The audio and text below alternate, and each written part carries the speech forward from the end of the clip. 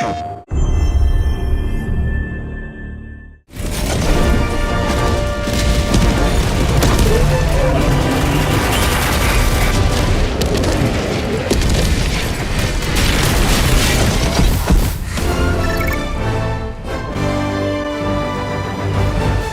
of democracy, we're going to the heart of democracy. The Illuminates are back, and they're back with a vengeance. This time, they come with their full fleet. And what do you do when ships invade you? You shoot them down. Since Omens of Tyranny, the Illuminates have been attacking planets all over the galaxy. While they have been working from the shadows, moving Meridia closer and closer to Super-Earth. After Super-Earth managed to stop Meridia, the Illuminate fleet emerged and headed straight for Super-Earth, the heart of democracy. Super-Earth itself is under attack, and Helldivers must fight to defend their home planet. Cities offer a new kind of gameplay, where players need to be more careful about throwing stratagems and consider their Super Destroyer position more. For the first time, you'll also have some help from the Super-Earth armed forces.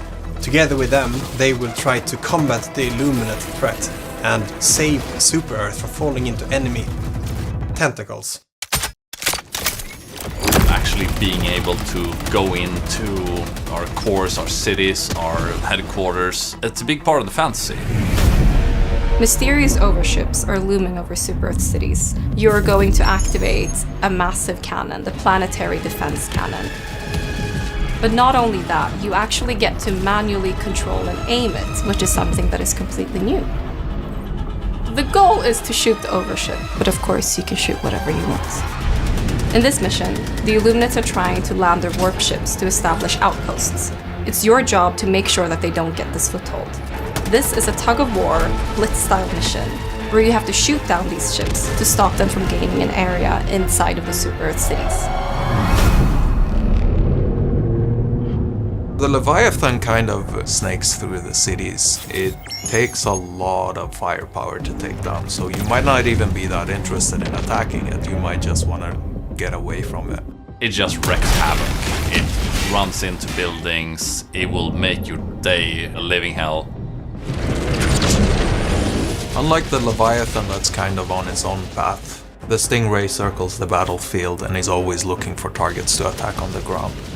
They come in, they do strafing runs. It's going to circle around until you find a way to take it down, and it's gonna be fun to see how our players figure that one out.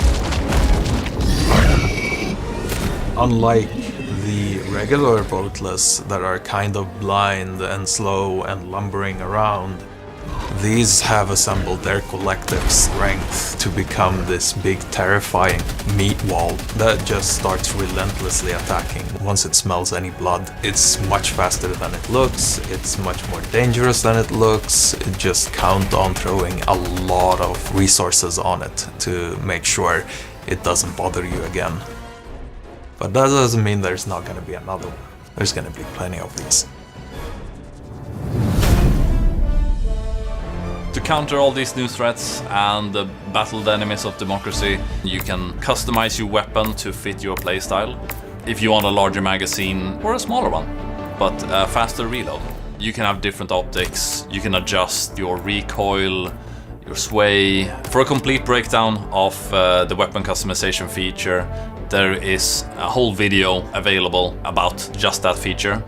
Go check that out. Of course, there are more things to this patch. Small changes, hidden changes. And I don't know where you are right now watching this, but I know where you should be. You should be on Super-Earth saving democracy. The flags are burning. Super-Earth calls for aid.